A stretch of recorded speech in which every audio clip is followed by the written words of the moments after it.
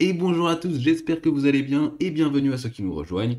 Aujourd'hui, on va parler psychologie de l'investissement. On va voir comment les deux vitesses de la pensée peuvent influencer vos décisions. Alors, qu'est-ce que c'est déjà les deux vitesses de la pensée? La pensée rapide, la pensée lente. Qui nous parle de ça? Eh bien, tout simplement, on voit ça, c'est Daniel Kahneman. Daniel Kahneman, il a écrit un livre, c'est Système 1, Système 2. C'est un économiste et psychologue qui a écrit ce très bon livre. Vous allez voir que ces théories, elles vont vous parler. On va avoir des exemples et là, vous allez vous dire, mais ouais, carrément. Quand j'ai lu ce livre, ça a vraiment été une révélation. Évidemment, on va pas résumer tout le livre, on va voir comment se servir de ça pour l'investissement. Et pour l'investissement gagnant surtout. Son livre en anglais, c'est Thinking Fast and Slow. Et bien justement, on a deux systèmes de pensée. On a le rapide, peut-être que vous avez déjà entendu l'expression de cerveau reptilien, celui qui contrôle nos émotions, nos réactions rapides. Eh bien, c'est 95% du temps celui-là qui travaille. Ce système 1, il est intuitif, automatique. Il fonctionne super rapidement et il se base sur des associations rapides et des réflexes mentaux. D'accord?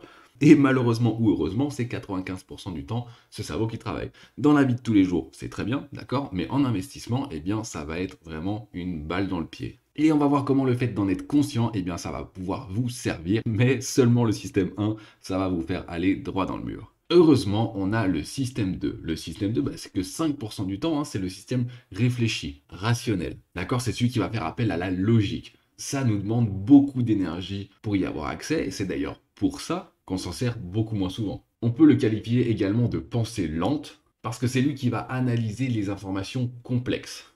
D'accord? Quand on s'en sert, on est conscient de s'en servir, ça nous demande beaucoup d'énergie et d'efforts mentaux, mais c'est grâce à lui qu'on va pouvoir faire des analyses approfondies. Allez, on détaille ça rapidement pour que vous compreniez, et ensuite on va faire des exemples. Très rapidement, on retient juste système 1, rapide, intuitif, émotionnel. D'accord? C'est nos émotions qui prennent le dessus, qui prennent le contrôle, c'est les réflexes, c'est tout ça. Et système 2, à l'opposé, c'est le système qui est lent, délibéré, rationnel, c'est celui qu'on veut en investissement. Ok?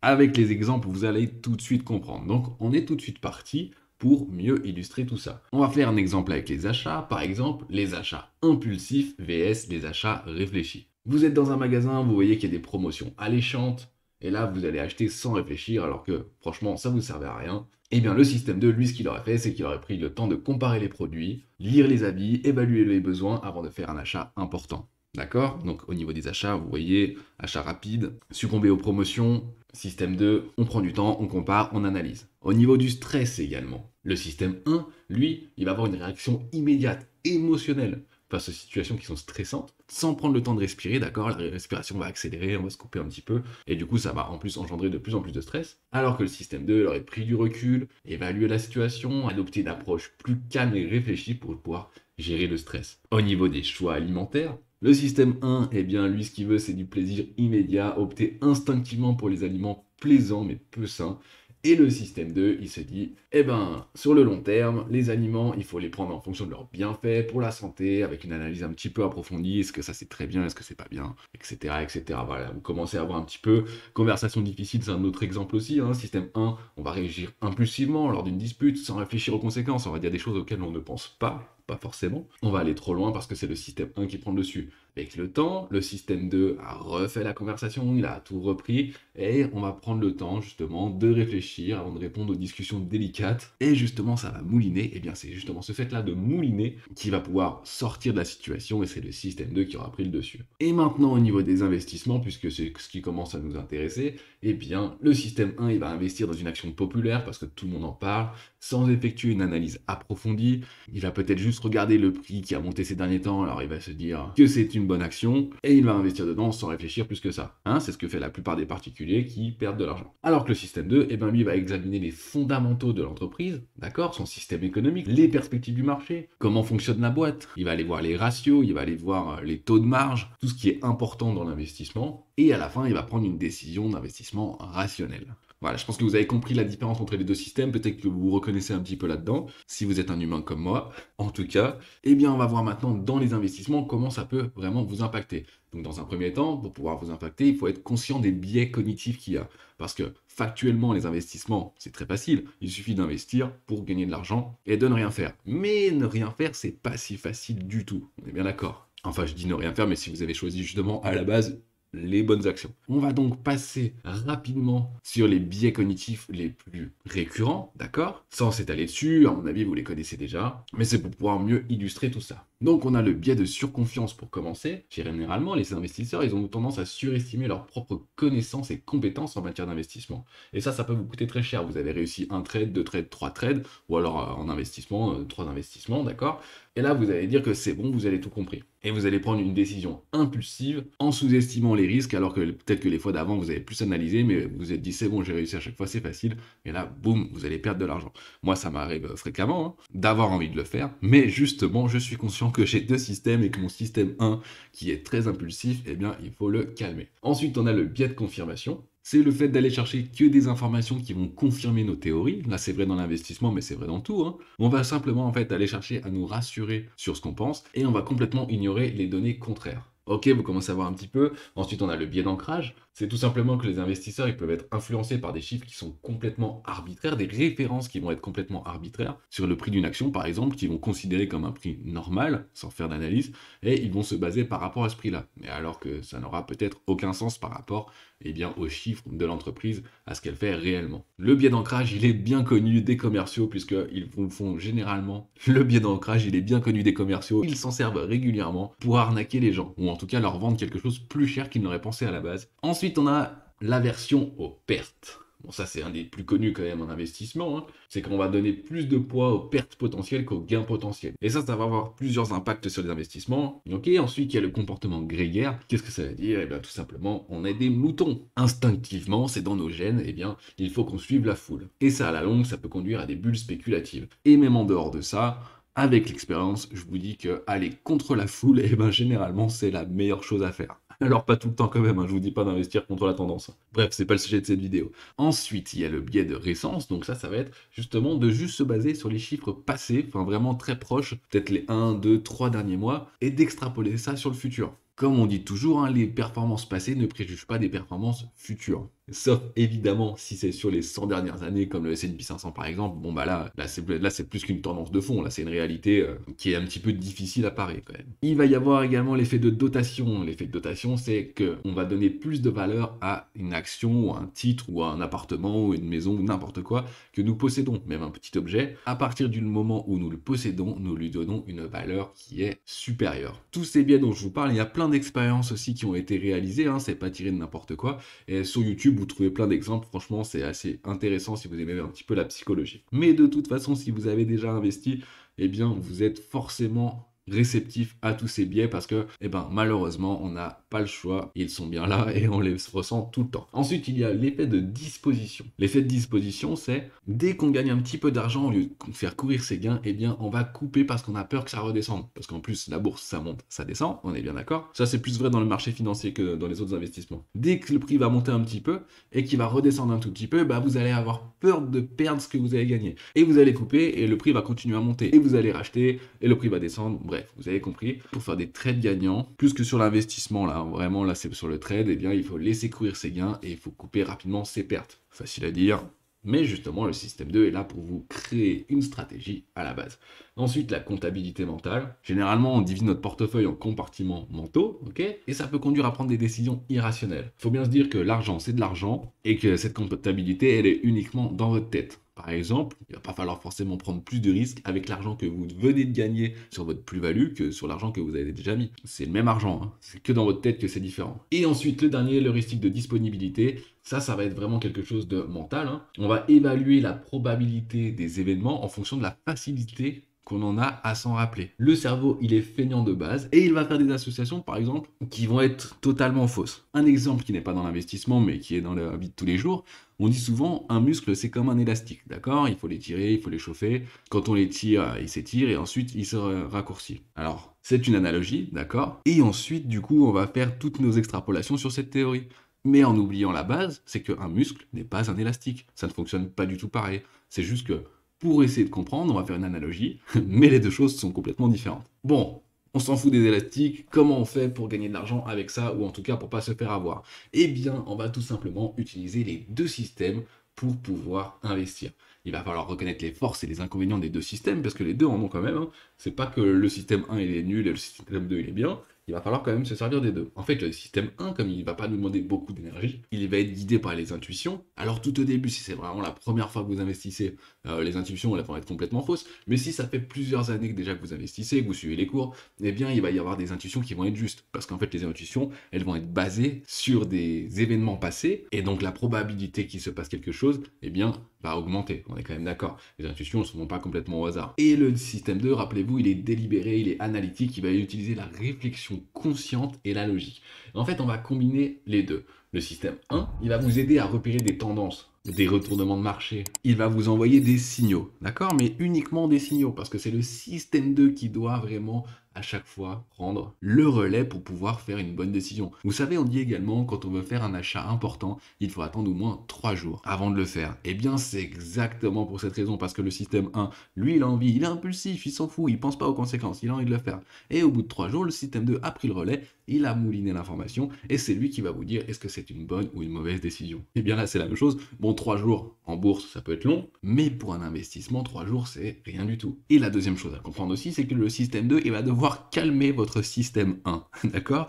Comme vous êtes conscient maintenant que vous avez un système 1 qui va vous faire prendre de mauvaises décisions, et qui va vous en faire prendre constamment, parce que vous allez voir que les émotions, elles vont contrôler absolument tout. Quand on parle d'argent, les émotions sont vraiment présentes, sauf si vous êtes un trader professionnel. Donc là, dans ce cas-là, c'est un travail, c'est autre chose. Et bien déjà, pour réduire ces émotions, il va falloir faire dans un premier temps l'analyse avec le système 2, prendre le temps de faire tout ça, de faire votre théorie d'investissement, de faire votre stratégie. Et une fois que vous avez toute cette stratégie, eh bien vous allez avoir quand même les émotions, elles vont pas disparaître, mais vous allez savoir pourquoi vous n'allez pas prendre de décision hâtive, parce que vous avez pris du temps pour faire votre stratégie, d'accord? Et c'est beaucoup plus facile, parce que si vous y allez sans stratégie, vous achetez une action, elle descend, vous allez droit dans le mur, quoi. Vous allez la revendre tout de suite. On va voir ça vraiment avec des exemples concrets.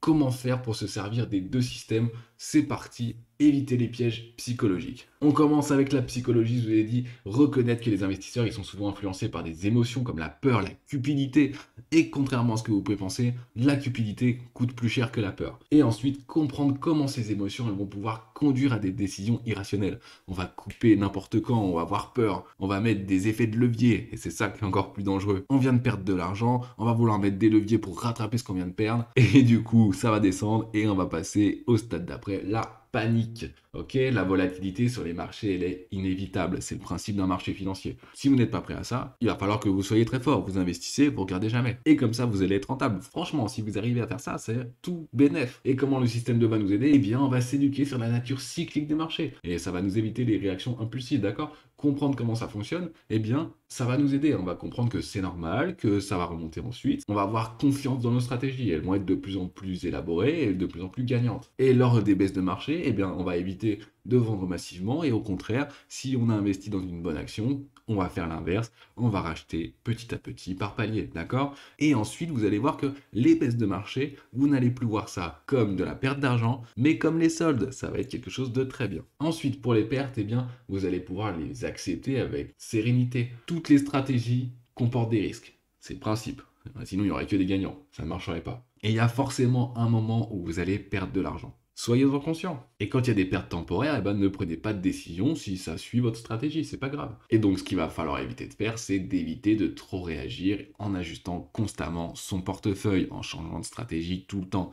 Ok, vous faites une stratégie, je vous l'ai déjà dit, elle est béton, et quand elle est béton, on la change pas. Et si jamais, eh bien, elle fonctionne pas, et on va quand même au bout de sa stratégie. De toute façon, si vous avez fait une stratégie intelligente, vous n'avez pas perdu tout votre portefeuille, vous avez perdu qu'une petite partie à la limite, mais vous avez appris. Mais ça se trouve, votre stratégie, elle a coupé parce que vous avez bien un stop loss, et vous vous dites que c'est grave parce que vous avez perdu de l'argent, mais en fait, le prix continue à descendre, et là, vous allez pouvoir acheter, ça va remonter, et vous serez beaucoup plus gagnant. Inversement, on va éviter également le surenchérissement. Quand vous avez une partie de votre portefeuille qui monte vraiment en flèche, notre cerveau, qui a une logique primaire, il va se dire, eh bien, comme ça monte vraiment beaucoup, je vais injecter plus d'argent dans cette action, par exemple, si c'est sur une action.